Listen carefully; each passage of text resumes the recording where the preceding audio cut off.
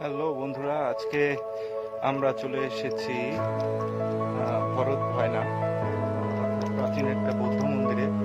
এটা অবস্থিত যশোর জেলার কৃষ্ণনগর জেলায় এবং এটা খুবই প্রাগৈতিহাসিক একটি মন্দির, যেটা 1700 সালের দিকে প্রতিষ্ঠিত এবং এটা প্রায় 200 বর্গ ফুট আসলে বিস্তৃত।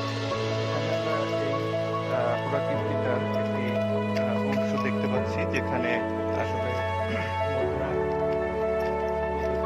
চলাচলের রাস্তা দেখতে পাচ্ছি এবং বিভিন্নভাবে যারা ব্যক্তিদের চলাচল করতে এবং বিভিন্ন আচার অনুষ্ঠান এগুলো প্রচার করতে পারি। তো এই হচ্ছে আমাদের যশোর জেলার ভয়না বৌদ্ধ মঠ। বন্ধুরা, আমরা এখন উঠছি মন্দিরটির একদম চূড়ায়, যেখানে আসলে মূল যে মন্দিরের কার্যক্রম চলতো সেইখানটায় আমরা এখন উঠছি।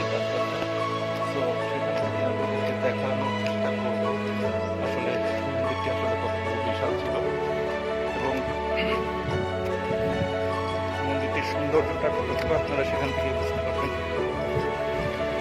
এই যে আমি যে জায়গাটা দেখাচ্ছি, এখানে কিন্তু মন্দিরের মূল যে জায়গাটা, যেখানে আপনার ধর্মের